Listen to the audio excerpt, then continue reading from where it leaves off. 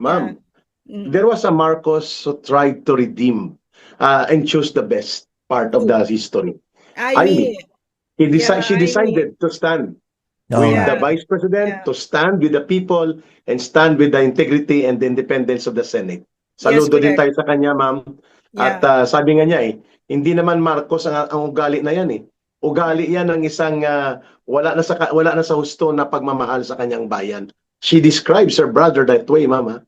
Hindi Yeah. na yan simple ugali lang ng tao. Ugaling hindi marunong magmahal na ng kanyang bayan yan.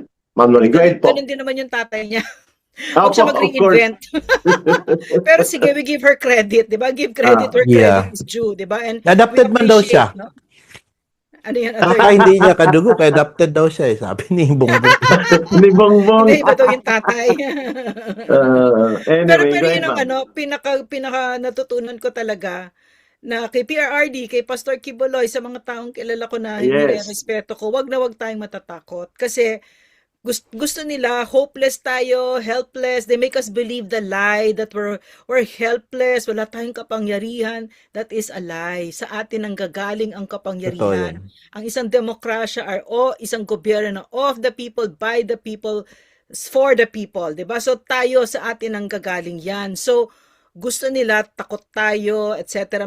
Matakot tayo kay matibag, ganyan. Kasi mas madaling matalo pagka ang tao ay wala ng pag-asa, depressed na, etc. Diba? Wag na wag, lumaban tayo. So, Tama po. maraming salamat, Attorney Bato, Eric, mga kababayan. Thank you. Thank you Laban po. lang tayo, no?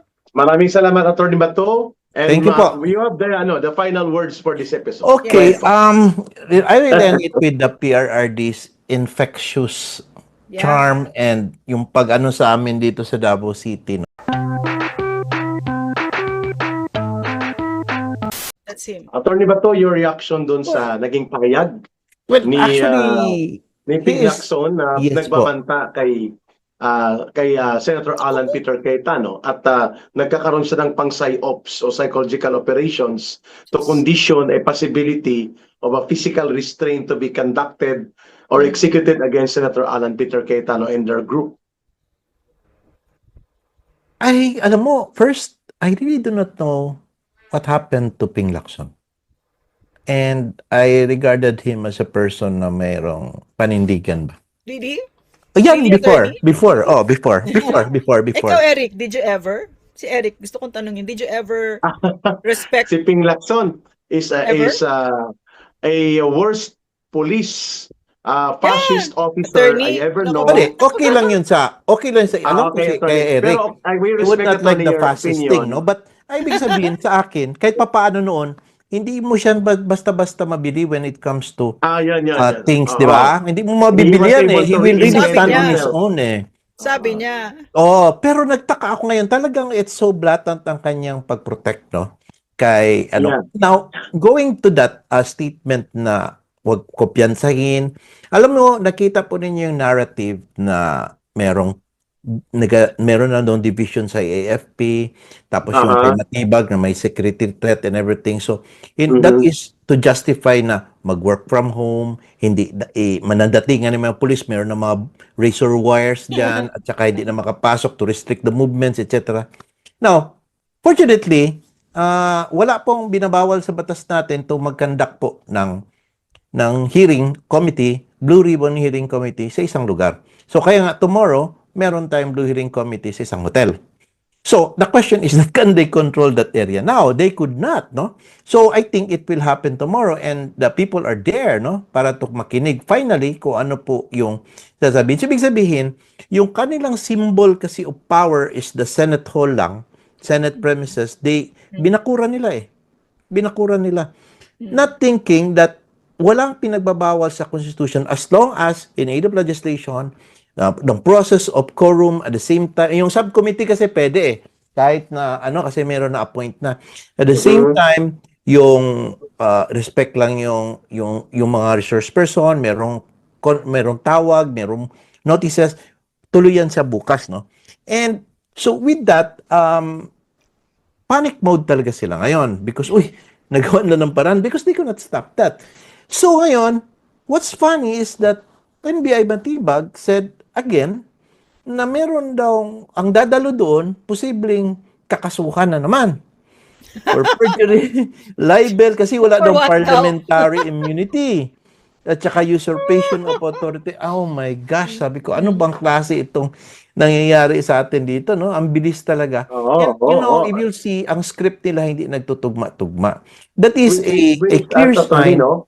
na each one po sila ka Eric is may kanya-kanyang self-preservation, pinoprotect na to preserve kasi almost each one of them kasi may mga issues.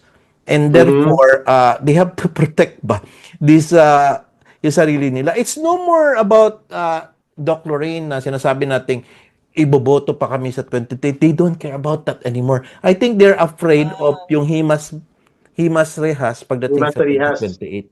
Ah. Yan talaga, kaya Which brings talaga us to makita mo question talaga you, attorney, hell-bent no? sila talaga to get all, no? Attorney, To destroy may DP tatanong Inday. kami sa iyo, attorney. Apo, Ito yung inilabas ni Erwin Tulfo na nagwa-warning siya that the conduct of the Senate Blue Ribbon Committee tomorrow will be illegal, usurpation of authority, and then they are bound to prevent it from being scandalized na bahagi ng katarantaduhan daw sa grupo nila Cayetano ito. So, do we expect na magde-deploy sila ng police to prevent the act of usurpation na sinasabi niya at pwede bang kasuhan niya ito ni Erwin Tulfo, ni Bendalo Tulfo, ang mga senador at mga participants bukas doon na mga resource persons? How do you look at that? The threat I think the coming from his administration will letter. do that. But they might not also do that. You know why? Because alam nila na sa tipping point na yung mga tao eh. Galit eh. If they do that, magkakagulo talaga ito. I think, no? I do not want about civil disobedience, no? But pag itest mo na kasi yung mga tao, yung anger nila, tapos you know, our back is against the wall already. Wala na po tayong matakbuhan eh. Kahit ano pang gawin natin, hanggang dito na lang po tayo kay Eric sa and Doc Lorraine sa social media nagsasalita. Wala na tayong tatakbuhan. Wala tayong power, wala tayong influence. In fact, wala pong talagang money to support everything ba? Kanya-kanya eh. Alam mo, karamihan dito, volunteer jobs nga lang natin eh. Pati tayo nga dito eh. Tama. So, ang aking tingin nito, they may, but they would say, do not do that. We will try the other way around, no? But, it's possible. Kung sabi mo possible, pwede gagawin nila yan. Now, saying that it is illegal and everything, alam mo, nakakatuwa po yung statement ba? Paano mo nasabi pong illegal? Now, take note that ang pinakalas po na meron pong legitimate authority na nakuha, si Alan Peter Cayetano. May 13 sila dumating si Bato. Now, they grabbed the power, Gatchalian's camp, and said, 12 ang quorum, 12 ang quorum dahil 22 lang ang bilangan. So, between a legitimate one and a group that claims na sila ang legitimate, questionable yung kanilang pag-grab ng power. So therefore, if they are asserting that power, they should get judicial confirmation. You cannot get a confirmation from the IBP na meron ding issue pala isang opisyal namin doon. Tapos yung former deans na kung tingnan mo lahat ay klaro naman kanong iba-iba, no? You have to get the confirmation from the judiciary. Hindi po sila Alan Peter Cayetano because sila legitimate sila, inagawan sila eh. Kami na ang legitimate ngayon, you're saying, and you are changing the constitution now. So having said that, sinabi niyang illegal, and what if kung tama yun sa'yo, ka Eric, what if kung sabihin nila ngayon na ang narrative is that punin sila doon ang paghuli-hulihin? That can be done. If ganun ka crazy mag-isip ang the man in the high castle. Attorney. With Diba? Matibag, Ma'am Attorney. Lorraine. With Matibag there as the asong ulol, he can do that. At he was doing that to attack the Senate. Nagbarilan pa, nagputukan pa nga dahil pinipilit niyang dukutin o ipadukot si Bato de la Rosa, Attorney Bato. Ma'am, go ahead po. Yeah. Kasi si attorney was saying that if that man in the castle is crazy, no? You only look at where President Duterte is right now, no, to know how insane that he is a madman, how far they'll go, right? So, and we can make all these presumptions because the law says like this or the law says like that, but they've already made it very clear that the law is whatever they decide is the law. Yes, that's right? correct. So, and I especially take issue, I think, no, with when we say that we are helpless or that we don't know, and all we have is social media. Social media is very, very powerful, attorney. No, it's a game changer. In fact, in Correct. not just the Mm. Philippines but the entire world. No, as Yes. a race. No, so and what we have is what they don't have. We have the Yes. people. Yes. It's so much harder. Yeah, they may have money stolen from us, but history will show you if you have the people, panalo ka. No, so because there are so many hundreds of millions of Filipinos, 115 ba? 115 tayo. Sila Yes ilan po. ba sila? Just a handful. 'Di ba, Yes. just a handful, and most of all, if we're united, no? If we're united, we don't even need that money. No, that's why they're so afraid of us. That's why they're so afraid. They're very um, focused on silencing us because our Ah. voice is very powerful.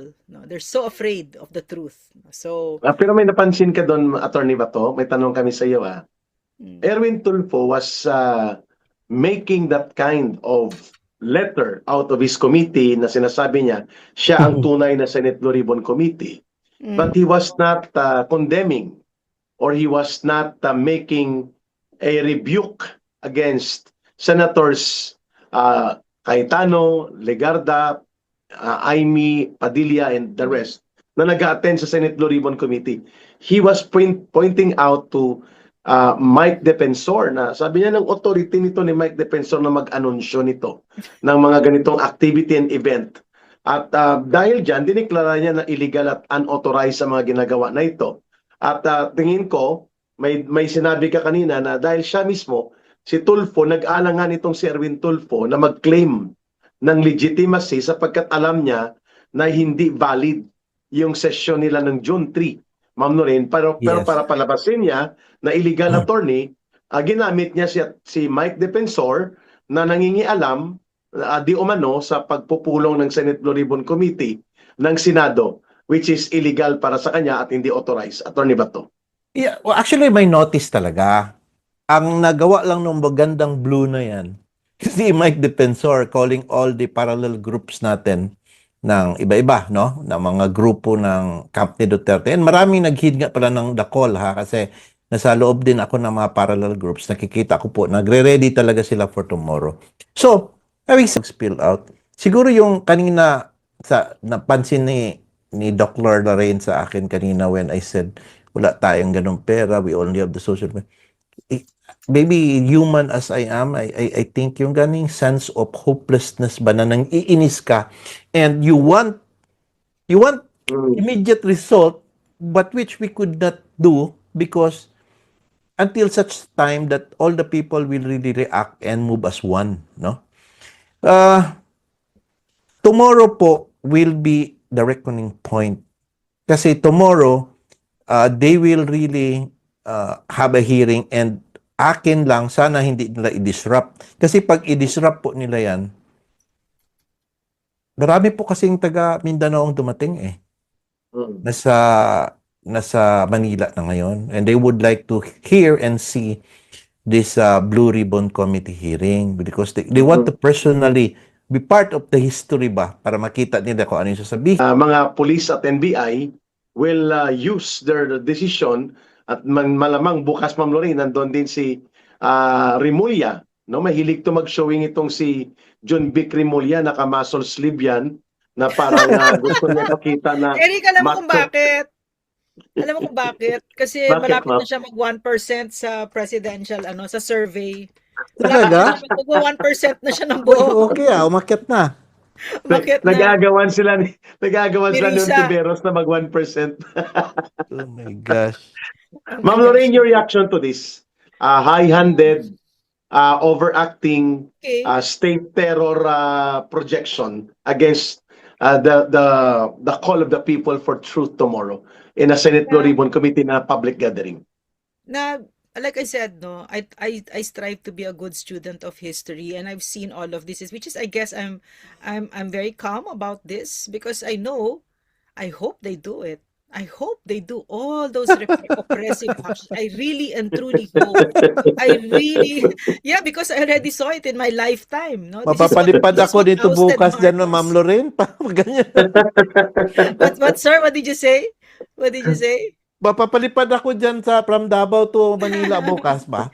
Yeah, yeah. Apparently nga, no, Eric and Attorney Bato and mga kababayan, they have not learned their lessons, no. They have not learned that an oppressive state will really enrage the people, no, and Yeah. they I are agree. enraging them beyond what they are capable of holding in, 'di ba? So that not only that, no, the country has really talagang abysmal na talaga, no, the prices are so high, like not just Terrible. simple high, but really, really, really high, that even people I know are complaining, no, about the gasoline, about the food, and it's cheaper here in Tokyo. Imagine, no. So people are Ano, sa going Tokyo kayo, hungry. ma'am?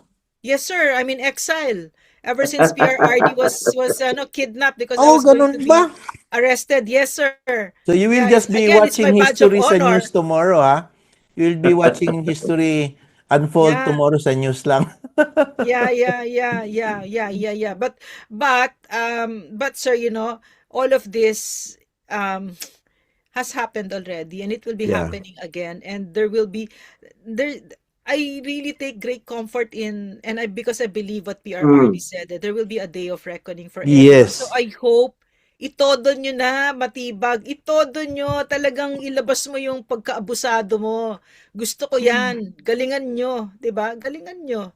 Tsaka ito si Bongbong Marcos, galingan mo kasi nabibilang na araw mo, hayop ka. Yeah. Baka magnanakaw mo. I agree. Attorney Bato, gusto kitang tanungin dito. Arrest will be made daw tomorrow. Yeah, May mga hint correct. coming from Matibag at mga leaders. I will be joining tomorrow. I'll go there, Yeah. no. And Yes. I'll show Eric, support and solidarity. Ma'am, go ahead. you tell them who they're going to be arresting. Tell Attorney Bato. Oo. Yeah. Ay siyempre unahin nila sila Mike Defensor, ang 18 former soldiers, ang mga senador hirap sila dito, ma'am eh. Ang mga senador yan eh. Pero itong mga magpa-participate di umano sa bogus at illegal di umano na tinatawag nilang Senate Blue Ribbon Committee aristuhin nila. And right now ang venue dahil ito ay private, kino-coordinate na nila ang management na wag payagan itong illegal na assembly na nagpapakilalang Senate Blue Ribbon Committee. And the psychological operations started already, Attorney Bato, para takutin ang mga tao na dumagsa doon sa venue bukas. Your final views on this deepening crisis of political condition ng bansa na ang nagtutulak sa bangin ng pagkalugmok ng politika at ekonomiya is none other than Marcos himself. He is losing grip of power. Though he projects power, nawawala po sa kamay niya ang kapangyarihan at ito'y unti-unting humahulagpos papunta po sa pagkalugmok ng kanyang gobyerno at administrasyon.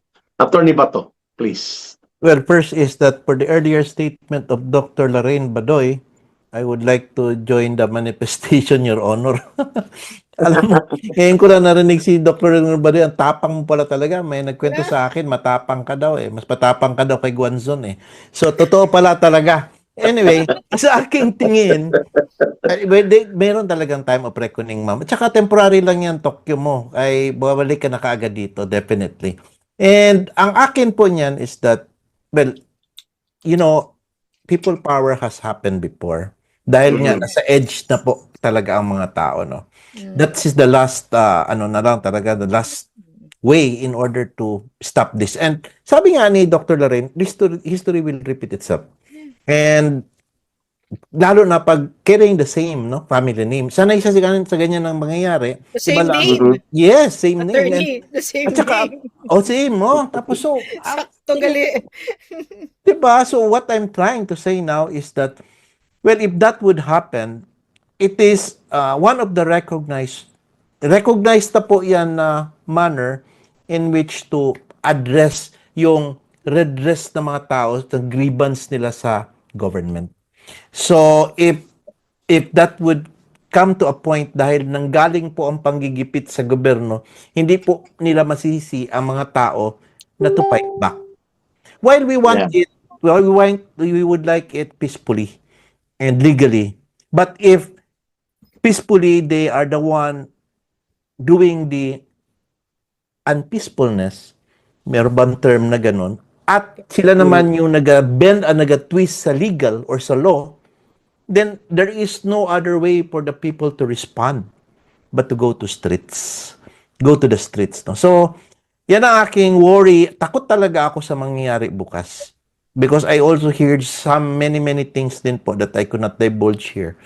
Na talagang, ano po talaga, na parang tomorrow will be a day to watch. Kung ano talaga ang gawin ng government. Kung yung insanity and craziness ng the man in the high castle will push it ba? Kasi sometimes hindi na nakita ang line, no, between right and wrong, at the same time yung power. And so I hope hindi mangyari tomorrow, and we still pray na matuloy ang Blue Ribbon Hearing Committee peacefully and everything. Kasi sabi nga ni BP Inday, gusto ko matapos mo ang iyong termino dahil gusto ko araw-araw makikita ng tao ang kawalanghiyaan mo. Yes. Oo, Parang slow death ba? Yeah. Di ba? Oo. So, yun na po. On my part, Ma'am Lorraine, kanina, while I was catching up with the schedule, Attorney Bato, Ma'am Lorraine, ang Grab driver ko na nasakyan kong sasakyan ay Oo. solid fan ni Pangulong Duterte. Sabi niya, kay Eric, na-recognize niya kagad ako, Ma'am Lorraine, pag-akyat ko sa sasakyan. Sabi niya, matutuloy ba ang Senate Blue Ribbon Committee bukas? Sabi ko, hoping in prayer po, Manong, na Yes. matutuloy. Sabi niya, pag hindi yan matutuloy ka, Eric, galit na galit na mga tao. Sa tingin daw niya, ito na yung magtutulak sa mga tao na talagang itakwil na ng lubusan si Marcos at lumaban sa kanya.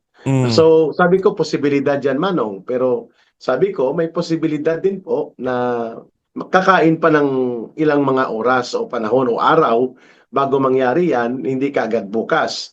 Pero sabi ko, something big will happen tomorrow. Pero Yeah. sabi ko, ang tao pa rin na magtatakda niyan, Manong, kung sila ba'y kikilos o hindi.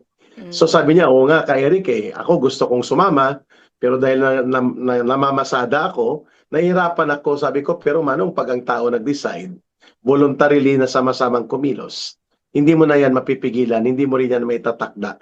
Mangyayari at mangyayari yan. At sa tama ka, Atty. Bato, Ma'am Yes. Lorraine, you pointed out also clearly, the greater the repression, the greater will be the resistance. Yan po ay batas ng kasaysayan, yan po ay batas ng kilusang masa. Na kapag napuno po ang salop ng masa ng taong bayan sa gobyernong abusado, sinungaling, magnanakaw, kurakot, bulok, at walang pakialam sa kabutihan ng kanyang mamamayan, kapag naningil ang mamamayan, walang puwersa ng gobyerno o estado ang makakapigil niyan, sapagkat babaguhin niya ang daloy ng kasaysayan at magbabago ang sitwasyon ng ating lipunan.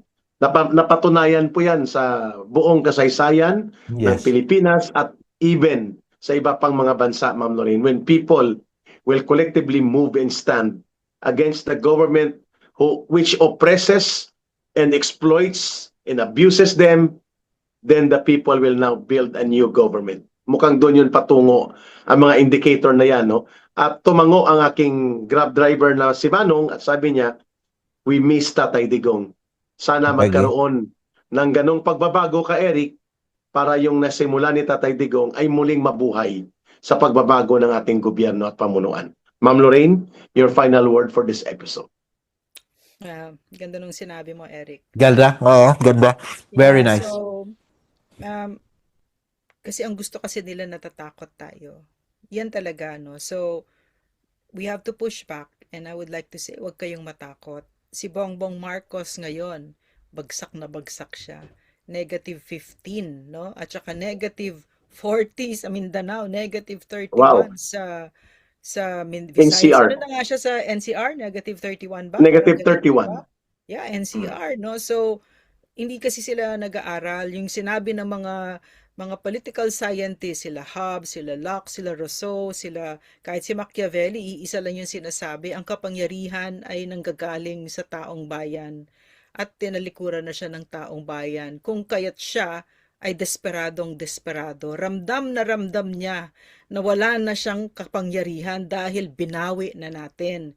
Kapag ka ang isang leader ay makapangyarihan, hindi niya kailangan ng dahas, hindi niya kailangan ng razor wires na hindi niya kailangan ng mga tangke, hindi niya Yeah. kailangan sasabihin lang niya, oh, wag kayong magsigarilyo sa ganyan, lahat susunod, ganun si PRRD, 'di ba?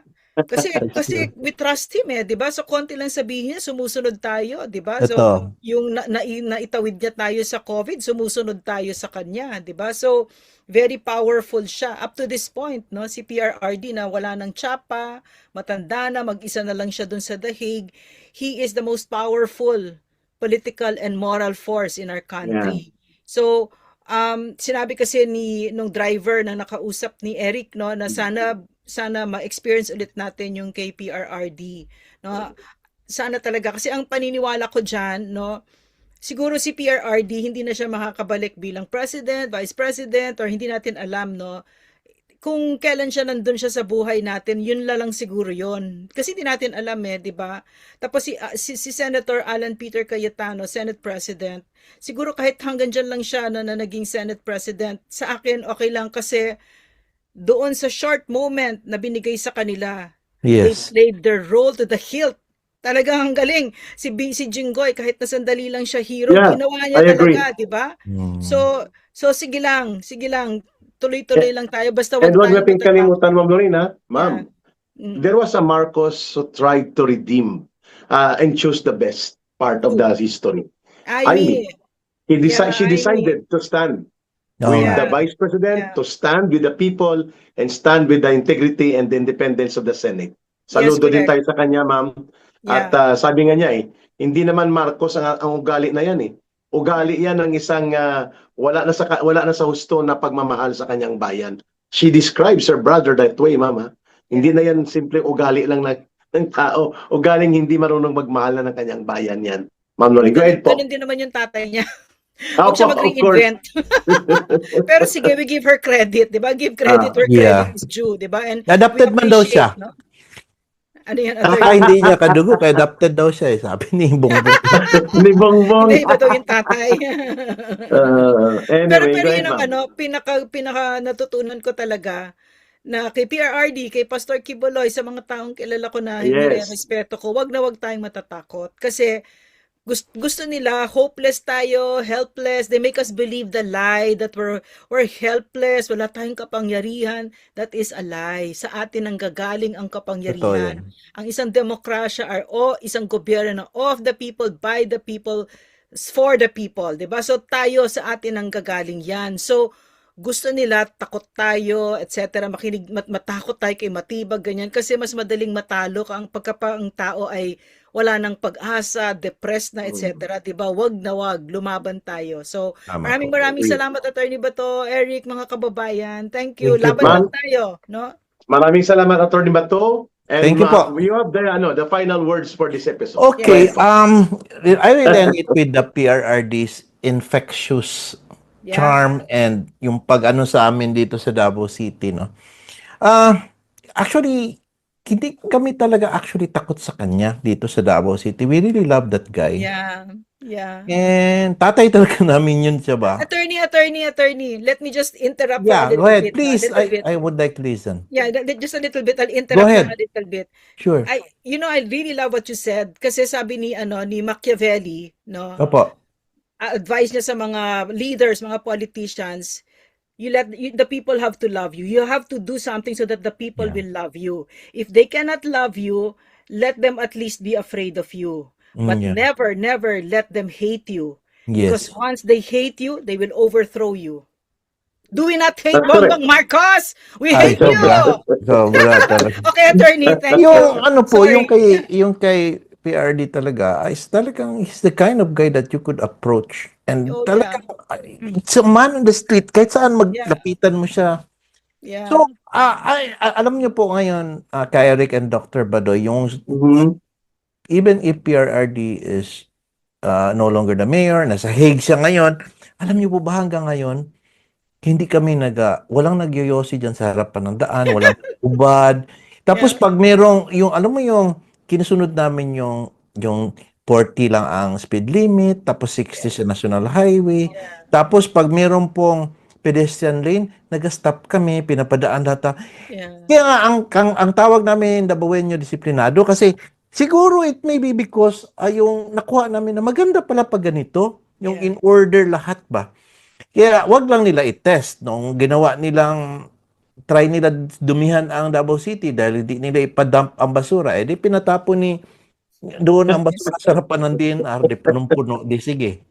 Hukayan nyo dyan. Di, ngayon, balik na po ulit ang mga collection ng garbage. Malinis po talaga dito because hindi lang po ang government ang naglilinis. Kami mismo, we try to keep it in a way na dapat nasa proper na basurahan at lalagyan na ng basura and everything. So, kaya nga, sad lang kasi talagang wala na po yun si tatay. But I think and I hope and I pray na makabalik po siya.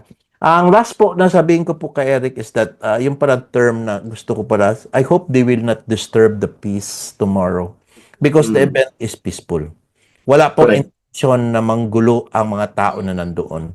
Now, if they provoke the people and disrupt the proceedings there, peaceful proceedings there, then they may get the ire of the people and therefore it would be to their mistake. Sila po ang may kasalanan po kung sakali po magagalit ang mga tao bukas. If they do things like gipitin, pigilan magsalita, piligilan mag-assemble, then what will happen, as you sabi ni Ka Eric, the beautiful words, wala tayong magawa niyan. Kasi tao na, hindi na makapagpigil.